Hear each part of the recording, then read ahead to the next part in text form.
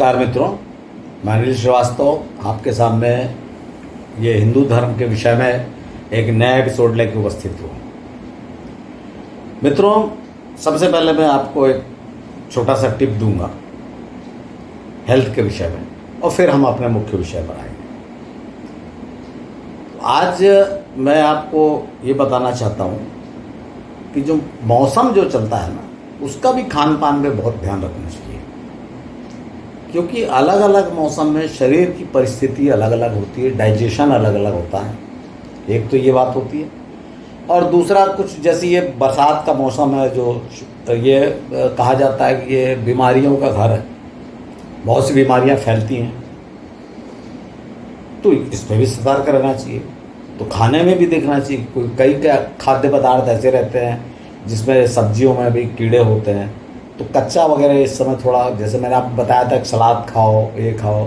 बहुत से लोग पत्तियां जैसे खाने का है, खाना भी चाहिए, जैसे आपको जो मीठी नीम कहा जाता है, करी पत्ता, उसको, और जो अमरूद के पत्तों को मैंने बताया था, तो ये बरसात में सब बंद कर देना चाहिए जरा, कच्चा खाना।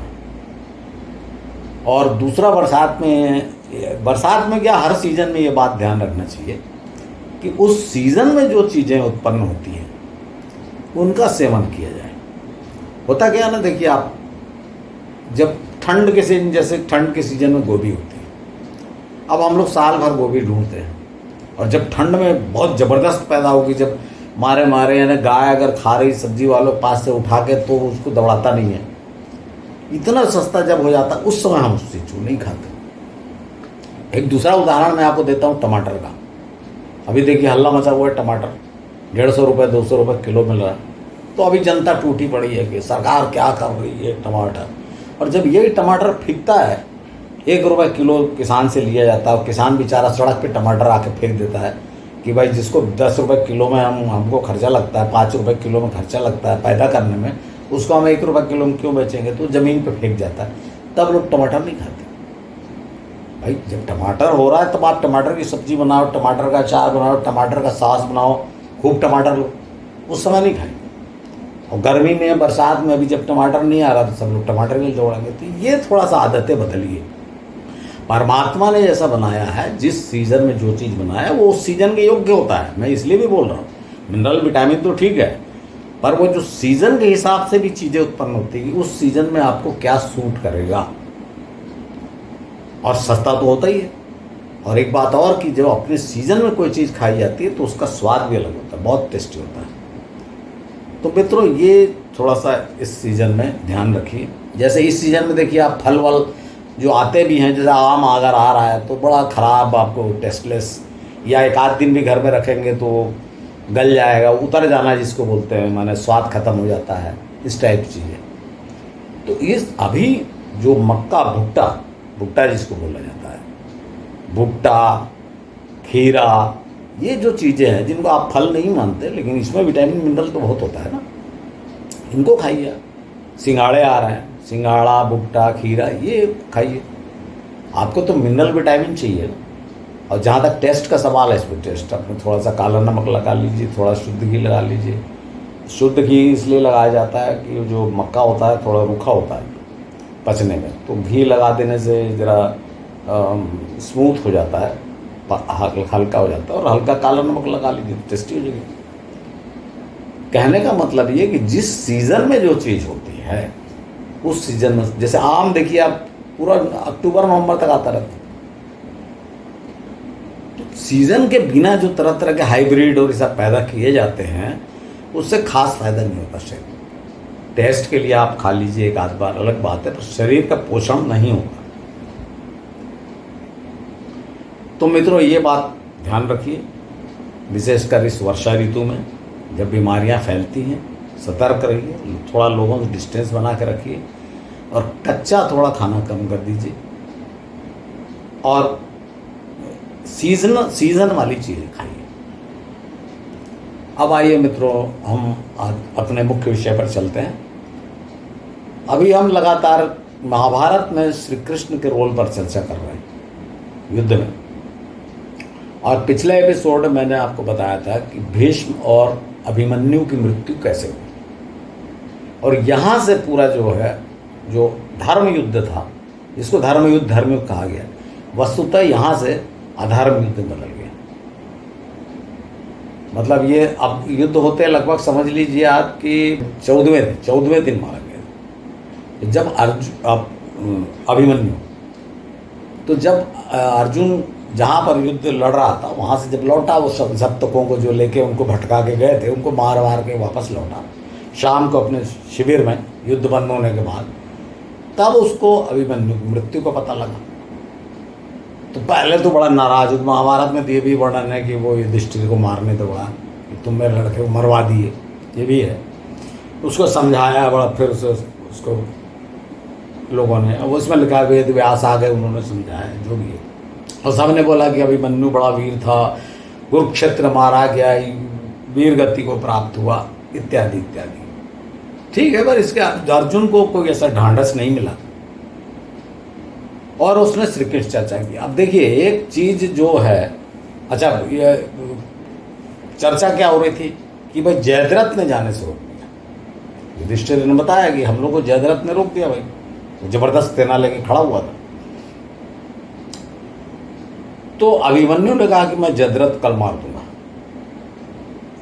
और इसको आप देखिएगा, अगर महाभारत के अनुसार अगर आप देखेंगे तो बड़ी विचित्र परिस्थिति है। कैसे कि अर्जुन ने यह घोषणा, उसका अनुसार बता रहा हूं, अर्जुन ने घोषणा की कि कल शाम को सूर्यास्त के, मतलब युद्ध बंद होने के पहले मैं जयद्रथ को मारूंगा, और अगर मैं नहीं मार पाया तो मैं जलती चिता में प्रवेश कर जाऊंगा।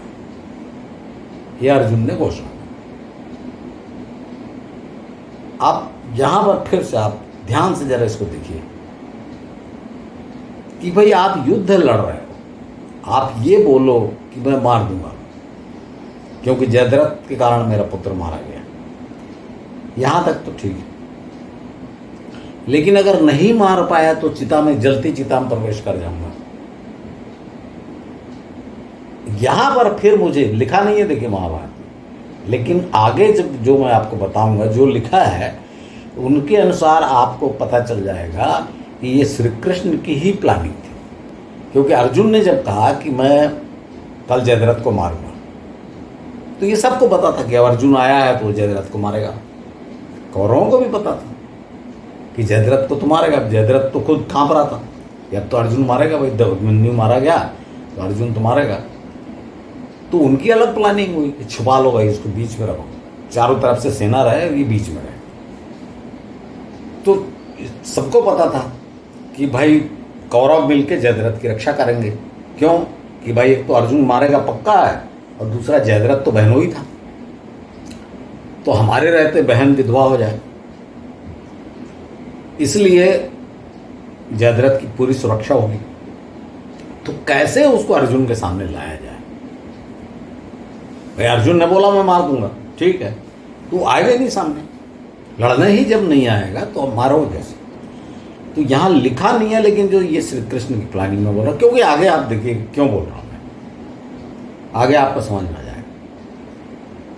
मित्रों, श्री कृष्ण को पता था कि कल दूसरे दिन सूर्य ग्रहण, पूर्ण सूर्य ग्रहण लगने वाला है, और ये लगने वाला है शाम को। मतलब अंदाजन बता रहा था कि लिखा नहीं है, पर जो घटनाओं की अगर आप देखेंगे ध्यान से तो आपको समझ जाएगा कि ये 3-4 बजे की बात होगी, 4 बजे से शाम को। कि क्यों मैं 4 बजे बोल रहा हूँ ये भी बताऊंगा। तो श्री कृष्ण भर को ये पता था, ये ध्यान में था, मैं ये नहीं बोल रहा कि और किसी को नहीं पता, लेकिन युद्ध क्षेत्र में तो सब लड़ने में लगे रहते हैं। तो श्री कृष्ण को ये ज्ञात था कि कल शाम को 4-5 बजे, अर्थात सूर्योदय के थोड़ा पहले, देखिए सूर्यास्त के थोड़ा पहले, सूर्यास्त देखिए जल्दी होता था क्योंकि ठंड के दिन थे। आपको बताया था ना कि भीष्म जो थे उत्तरायण होगा तब तक, तो इसका मतलब क्या था कि भाई 14 जनवरी को उत्तरायण होना है, इसका मतलब ये दिसंबर का महीना था, जब ये ठंड का माह था, कड़कड़ाती ठंड का, जब ये युद्ध चल रहा था। तो उस समय तो जल्दी हो जाता है सूर्यास्त। इसलिए मैंने आपको बोला सूर्य ग्रहण, खग्रास सूर्य ग्रहण जब लगेगा तो उसको लगेगा तो 1 आध घंटा सूर्य ग्रहण रहता है उसमें, फिर ढलेगा, फिर सूर्य निकलेगा, तब जाके अस्त होगा। इसलिए मैंने आपको वो बताया कि ये 3-4 बजे की बात है। दूसरा इसका एक कारण और भी है कि जब ये आपको बाद में बताऊंगा, चलिए अब ये देख, तो श्री कृष्ण को पता था कि कल ये लगने वाला है। तो जब अर्जुन ने बोला कि कल मैं मारूंगा, तो श्री कृष्ण ने तुरंत प्लान किया, कूटनीति। और देखिए ये महाभारत में नहीं लिखा है, लेकिन जो वर्णन है कि हुआ क्या, उसके आधार पर आप समझ जाएंगे कि मैं क्यों कह रहा हूं। श्री कृष्ण ने अर्जुन को बोला कि तुम घोषणा कर दो कि अगर मैं इसको नहीं मार पाया सूर्यास्त के पूर्व, तो मैं जलती चिता में प्रवेश करूंगा। तो अर्जुन को खुद ही आश्चर्य हुआ होगा कि भाई मैं ऐसा क्यों करूंगा। तो श्री कृष्ण ने कहा तुम कर दो ऐसी घोषणा। तो अर्जुन को बड़ा आश्चर्य हुआ, लेकिन श्री कृष्ण में पूरा विश्वास था कि इनकी प्लानिंग होगी कुछ ना कुछ। तो उसने घोषणा कर दी, सबको, अपने भाइयों को, अपनी सेना के बीच में सबको बोल दिया कि जयद्रथ के कारण बाहर निकला, और बता दिया जयद्रथ के कारण आज अभिमन्यु मारा गया, तो कल मैं सूर्यास्त के पूर्व जयद्रथ को मार दूंगा, और अगर नहीं मार सका तो मैं जलती चिता में प्रवेश करूंगा। और ये बात फैल गई, कौरवों तक पहुंच गई। जब ये बात कौरवों तक पहुंची तो उनको पता था कि अर्जुन तो अपने वचन का पक्का है, तो अपने को क्या करना है कि भाई जयद्रथ की सुरक्षा वैसे भी करना था, उनकी प्लानिंग थी। अब उन्होंने और उस कड़ी व्यवस्था कर दी, कई घेरों के बीच में जयद्रथ रख दिया कि अर्जुन पहुंच ही नहीं पाए वहां तक, और जयद्रथ को कह दिया कि तुम निकल नहीं। अब क्या हुआ मित्रों कि जब दूसरे दिन युद्ध शुरू हुआ और अर्जुन ने खोजना शुरू किया, दिन भर वो मारता तो रहा सबको, लेकिन जयद्रथ खोजता रहा, जयद्रथ नजर ही नहीं आया उसको। जब वो उस तरफ ढूंढने जाता था तो दूसरे कोई ना कोई मिल जाता था वीर, और वहां लड़ाई शुरू हो जाती थी। ऐसा करते करते सूर्य ग्रहण का समय आ गया। अब देखिए जो सुबह से लड़ रहा है, दोपहर से ज्यादा हो गई है, शाम ढलने वाली, दिख रहा है कि सूर्य ढल रहा है। ऐसे समय में अगर सूर्य छिप गया तो क्या होगा? सबको लगा कि भाई ये सूर्यास्त हो गया, हल्ला मच गया, सूर्यास्त हो गया। अर्जुन ने भी देखा सूर्यास्त हो गया, तो उसने तुरंत कहा, और ये सब व्यवस्था करके रखी थी श्री कृष्ण ने, तुरंत चिता विता सजाई गई। और अर्जुन ने कहा कभी आग लगाओ, मैं प्रवेश करूंगा। तो युधिष्ठिर ने रोकने की कोशिश की, श्री कृष्ण ने रोक दिया। अब सब लोग बड़े आश्चर्य से देख रहे हैं कि ये क्या हो रहा है। भाई अर्जुन बोल रहा है कि मैं जलती चिता में प्रवेश करूंगा, श्री कृष्ण कुछ बोल ही नहीं, रोक रहे नहीं। अब हुआ क्या, जब चिता में आग लगा दी गई और अर्जुन प्रवेश करने वाला था, तब वो जयद्रथ सामने आ गया नाचते हुए। देखिए खग्रास सूर्य ग्रहण लगा हुआ है और सब समझ रहे हैं कि सूर्यास्त हो चुका। अब जयद्रथ नाचते हुए सामने आ गया, इधर ये सीन देखने, अर्जुन के जलती चिता में प्रवेश करने का सीन देखने के लिए आगे आ गया और हंसने लगा। और शस्त्र तो रख ही दिया था, सबने कहा कि भाई अब तो युद्ध तो समाप्त हो गया है, तो शस्त्र रख दिए, तो बिना शस्त्र के सामने आ गया। जैसे ही वो सामने आया, और लगभग मान लीजिए कि 1 आध घंटा इस बीच निकल गया, भाई चिता सजाई गई, आग लगाई गई, वो सामने आया, तो श्री कृष्ण ने अर्जुन को रोक के रखा था और वो सामने आ गए, कूदने लगा। अब अर्जुन जब जल्दी चिता में प्रवेश करने की कोशिश करे, श्री कृष्ण रोक ले। देखिए उसमें लिखा है, मैं आपको बता रहा हूँ क्यों। उसी समय सूर्य ग्रहण समाप्त होने लगा और सूर्य निकलने लगा बाहर। आपने देखा होगा जब सूर्य ग्रहण समाप्त होता है, जिसको मोक्ष काल बोलते हैं, कि धीरे धीरे धीरे सूर्य निकलता है और उसकी सूरज की किरणें चमकने लगी। जैसे ही सूरज की पहली किरण चमकी, तो श्री कृष्ण ने अर्जुन से कहा कि अर्जुन उठाओ बाण, धनुष बाण उठाओ, जयद्रथ सामने खड़ा है, मार दो। अर्जुन ने श्री तरह आश्चर्य से कहा, उन्होंने कहा देखो सूर्यास्त नहीं, सूर्य निकला है, मार दो। और जब तक जयद्रथ तो सब लोग समझ पाते कि अरे सूर्य कैसे निकल गया, तो अर्जुन ने उठाया बाण, श्री कृष्ण तैयारी थी, उन्होंने तुरंत हाथ में दिया, तीर दिया, बोले मार दो, मार दिया, जयद्रथ मर गया। अब हाहाकार मच गया। अब मित्रों जो मैंने आपको बताया कि श्री कृष्ण की प्लानिंग थी अब बात आप बताइए कि अगर श्री कृष्ण की प्लानिंग नहीं होती तो अर्जुन ऐसी घोषणा ही क्यों करता कि मैं जलती चिता में प्रवेश करूंगा अगर मारूंगा नहीं। ये तो कोई घोषणा नहीं, कोई भी ऐसी घोषणा नहीं कर रहा था, युद्ध था वो घोषणा का अर्थ यही था कि ये सुन के जयद्रथ, सबको मालूम था, इनको श्री कृष्ण मालूम था कि अर्जुन बोलेगा मैं मारूंगा, तो नहीं भी बोलेगा तो भी जयद्रथ सामने नहीं आएगा, वो छुपा रहेगा, क्योंकि उसको मालूम था कि अर्जुन मारेगा। तो उसको सामने लाने का क्या तरीका था? तब ये श्री कृष्ण को पता था कि कल ये सूर्य ग्रहण लगेगा। और ये बात मैं ये नहीं बोल रहा हूं कि अब द्रोणाचार्य कृपाचार्य को नहीं पता थी, लेकिन युद्ध में सब लड़ाई में घायल हो रहे हैं, चोट लगी, फलाना है, दिन भर से लड़ रहा है, किसी को ये ध्यान नहीं रहा। और शाम तो मैंने आपको जो बताया था कि ये 4 बजे के बाद आप देखिए, आप अगर भरी दोपहर में सूर्य ग्रहण लगता, ये सुबह ही लगता, तो सबके समझ में आ जाता ये अभी तो सूर्य उदय हुआ, अभी अस्त कैसे हुआ, तो किसी को धोख नहीं थी। शाम को, इसलिए मैं बार बार आपको बोल रहा हूँ, शाम को लगा और सबको लगा कि अब सूर्यास्त हो गया। और 1 घंटे के बाद जब तक ये सब नाटक हुआ, सूर्य फिर निकला और फिर आधे घंटे बाद सूर्यास्त हो गया होगा। तो ये अब श्री कृष्ण का रोल आपको समझ में आया? इसमें सारे लोग जो आप देखते हैं टीवी सीरियल में कि अर्जुन ने घोषणा की, और उसमें महाभारत में लिखा है कि श्री कृष्ण ने सूर्य को छिपा दिया, ये लिखा हुआ है। और आप लोग भी ये सोचते हो कि श्री कृष्ण ने सूर्य को छिपा दिया, ऐसा नहीं था। सूर्य ग्रहण था और ये बात श्री कृष्ण के ध्यान में थी, बाकी लोगों को नहीं पता था, ये नहीं बोल रहा, जो पंडित रहे होंगे वो कृपाचार्य वगैरह तो मालूम ही था, लेकिन ये बात किसी के ध्यान में नहीं है, क्योंकि सब लोग तो लड़ाई में थे व्यस्त। और सबको ये ध्यान था कि भैया ये अर्जुन मार देगा जयद्रथ को। और जब सूर्य ग्रहण हो गया तो सबका ध्यान अर्जुन के वो नाटक, वो श्री कृष्ण ने नाटक ही इसलिए रचा था कि अब चिता में आग लगा और जलने, तो सबका ध्यान उधर था। और इस बात का फायदा उठा के जयद्रथ को श्री कृष्ण मरवा दिया। देखिए मित्रों, एक घटना तो ये हुई। अब अर्जुन को थोड़ा ठंडक पड़ी, पर अर्जुन ने ये बोला जाके शाम को जब शिविर में कि ये जो 6 लोग मिलके मारे थे, इनको भी मैं मारूंगा। जो मेरे बेटे को 6 लोग मिलके मारे थे, इनको मैं मारूंगा। तो सबसे पहले मारूंगा द्रोणाचार्य। और द्रोणाचार्य को मारना मजाक थोड़ी था। तो द्रोणाचार्य कैसे मारा गया ये देख लीजिए, आपको 5 मिनट में बता देता हूँ।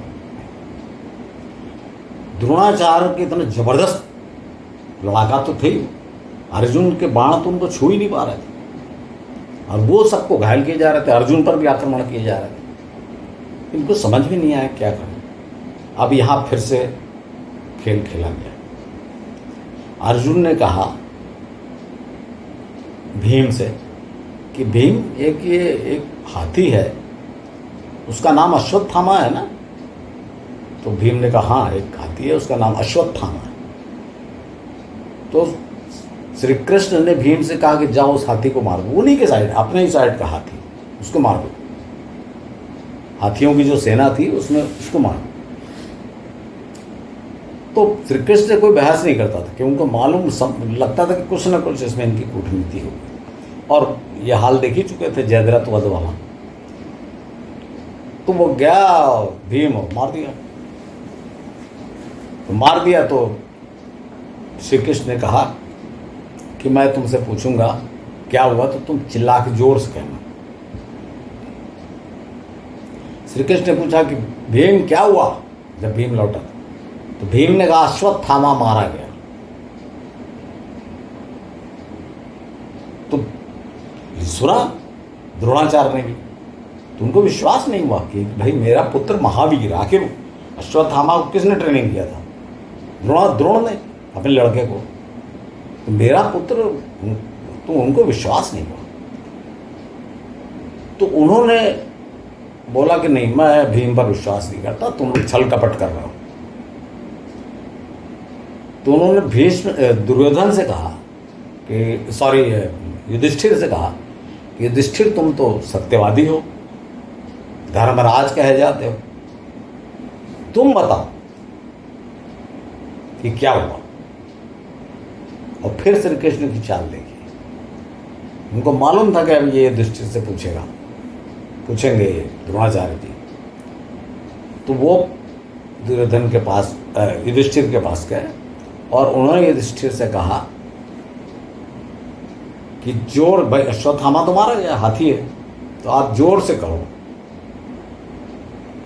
और उनके सिखाए अनुसार युधिष्ठिर ने द्रोणाचार्य को जवाब दिया, अश्वत्थामा हतो इति, जोर से, अर्थात अश्वत्थामा मारा गया। और धीरे से बोला, नरो वा कुंजरो वा, मतलब आदमी है कि हाथी, पता नहीं। मतलब उसने क्या क्या बोला कि अश्वत्थामा, तो अश्वत्थामा मारा तो गया, लेकिन मुझको पता नहीं आदमी है कि हाथी है। तो उनने जैसे सुना कि युधिष्ठिर बोल रहा है कि भाई अश्वत्थामा हाथो हुई थी, तो वो तो शस्त्र वस्त्र रख के अपना छोड़ दिए, बैठ गए वहाँ। जैसे ही बैठे अर्जुन ने मारा तीर, क्योंकि युद्ध क्षेत्र में थे अर्जुन और उनका युद्ध चल ही रहा। अब देखिए मित्रों, इसमें लगातार आप देखिए कि अभिमन्यु के मारे जाने और युधिष्ठिर के मारे जाने, सॉरी भीष्म के मारे जाने, भीष्म के मारे जाने के बाद सब रूल रेगुलेशन खत्म। भाई अभिमन्यु को घेर के 6 लोगों के द्वारा, महारथियों के द्वारा मारा गया, जबकि 1 से 1 का होना था। उसके बाद जयद्रथ को धोखा दे के मारा गया कि भाई वो था और सब हम चिता में प्रवेश करेंगे, वो सामने आ गया तो मार दिया। उसके बाद द्रोणाचार्य को मारा गया, अश्वत्थामा मारा गया कह के, और धीरे से जो बोला युधिष्ठिर ने, अश्वत्थामा हतो इति नरो वा कुंजरो वा, धीरे से बोल दिया।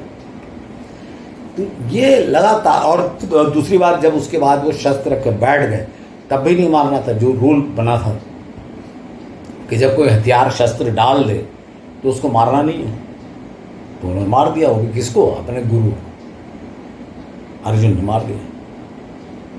तो मित्रों ये जो चल, अभी ये 16वें दिन हुआ युद्ध के, 16 दिन हो गए। तो 16 दिन में भीष्म और द्रोणाचार्य तो मारे ही गए और भयंकर सेना मारी गई। और भीम ने एकमात्र अपना जो मनाया था अपना उद्देश्य कि वो दुर्योधन के भाइयों को मार रहा था। एवरेज 5, 7, 10 ऐसे भाइयों को मार देता था, मतलब जो कौरव को, जो आपने सुना ना कि उसमें भी कन्फ्यूजन है कि भाई कौरव 100 थे कि 101। ये मैं ऐसा क्यों बोल रहा हूँ? ये मैं इसलिए बोल रहा हूँ, जरूरत पर बता देता हूँ, इंटरेस्टिंग पॉइंट है।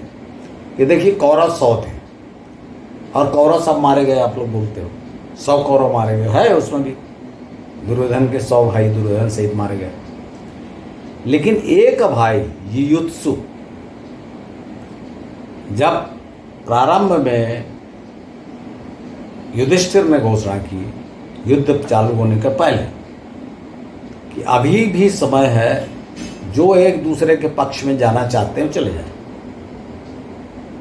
कि भाई जो हमारी तरफ से नहीं लड़ना चाहता वो उधर चला जाए, उधर से जो नहीं लड़ता हमारी तरफ आना चाहता आ जाए। तो केवल युयुत्सु जो 100 में का एक कौरव था वो इधर आ गया। अब इसका अर्थ ये हुआ कि 99 मारे गए, युयुत्सु तो बचा था, वो बाद में भी जीवित रहा। जब 5 पांडव जब अपने तीर्थ यात्रा पे गए तो युयुत्सु को सेनापति बना के रखा था परीक्षित के साथ। परीक्षित का राज तिलक करके चले गए थे ना, तब उस समय युयुत्सु को रखा था सेनापति बना के। कहने का अर्थ है कि या तो कौरव 101 थे इसलिए 100 मारे गए, 1 बच गया, या 100 थे तो फिर 99 मारे गए, 100 नहीं मारे गए क्योंकि 1 तो बचा ही। तो खैर ये पॉइंट नहीं है, तो जस्ट आया, उसका उल्लेख तो मैंने बता दिया। तो मित्रों इस प्रकार से द्रोणाचार्य मारे गए। तो यहाँ ये बता के मैं अपनी बात समाप्त करता हूँ कि द्रोणाचार्य और जयद्रथ कैसे मारे गए। अब अगला जो एपिसोड आएगा अंग, उसे मैं आपको बताऊंगा कि कर्ण और दुर्योधन कैसे मारे, क्या हुआ। और अगले एपिसोड के बाद महाभारत वाली बात बंद करूंगा और फिर श्री कृष्ण पे आऊँ, फिर द्वारका चलेंगे। मित्रों आशा है कि आपको ये एपिसोड पसंद आया होगा। यदि एपिसोड पसंद आया तो इसको शेयर करिए, क्योंकि ज़्यादा से ज़्यादा लोग इसको जानें। क्योंकि देखिए क्या होता है, ये मैं क्यों बोलता हूँ कि ये जो धर्म है ना, कोई भी धर्म, मैं खाली हिंदू धर्म नहीं बोल रहा हूँ। देखिए मैं आपको बता चुका हूँ शायद कि मैं दूसरे धर्मों का भी मैंने अध्ययन किया है और काफ़ी अध्ययन किया है, उसमें भी ऐसी भ्रम है। लेकिन दूसरे धर्म पे बोला, अच्छा हिंदू धर्म एक आपको पता है कितना उदार धर्म है, तो अगर अपने धर्म को मैं थोड़ा सा कहीं बताऊंगा कि नहीं नहीं ये महाभारत में गलत लिखा है, ये ऐसा है, तो कोई बुरा नहीं मानता, सब जानना चाहते हैं। जबकि दूसरे धर्मों में ऐसा नहीं है, दूसरे धर्मों में बड़ी कट्टरता है और वहाँ पर आप क्रिटिसाइज करोगे तो पता नहीं क्या होता है। जबकि इससे भी बड़े बड़े पाखंड है।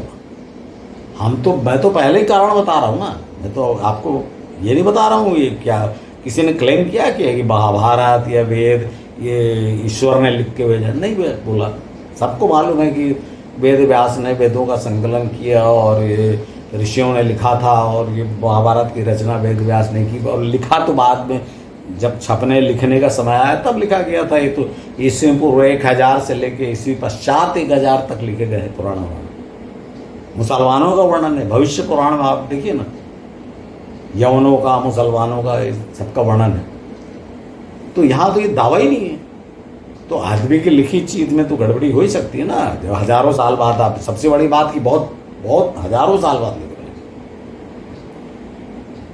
तो इसीलिए ज़्यादा अच्छा है अपना इतिहास अगर जानना है तो कि दिमाग खोलो। जैसे अब ये बता रहा आपको महाभारत, जैसे आपको कोई उसमें दिखाएंगे क्या बोलते हैं टीवी सीरियल में, तो श्री कृष्ण हाथ उठाया, सूर्य को घूर के देखा और सूर्य छिप गया, इस टाइप का दिखाते हैं।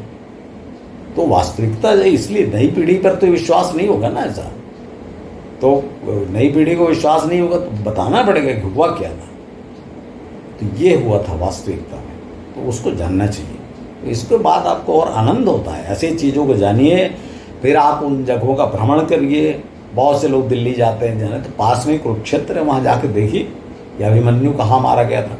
1 दिन 2 दिन टैक्सी लेके आप पूरा कुरुक्षेत्र भ्रमण कर सकते हैं कि कहाँ पर गीता का उपदेश दिया गया था, कहाँ पर ब्रह्मा ने सृष्टि की रचना अर्थात स्वयंभू मनु का जन्म हुआ था, सब आपको है वहाँ पर। कोई जाता नहीं है, टूरिस्ट जाते नहीं, वो बेचारे गांव वालों ने स्मृति में बना के रखा है, या वहाँ की पंचायत ने। अब थोड़ा सा टूरिज़्म बढ़ने के हिसाब से हरियाणा सरकार भी ध्यान दे रही है, तो सब जगह डेवलप हो रही, तो ऐसे पड़ा हुआ था। तो मित्रों, आप फिर से मैं एक बार आपसे अनुरोध करता हूँ कि इसको ज़्यादा से ज़्यादा शेयर करिए और मेरे अगले एपिसोड का इंतज़ार करिए। धन्यवाद।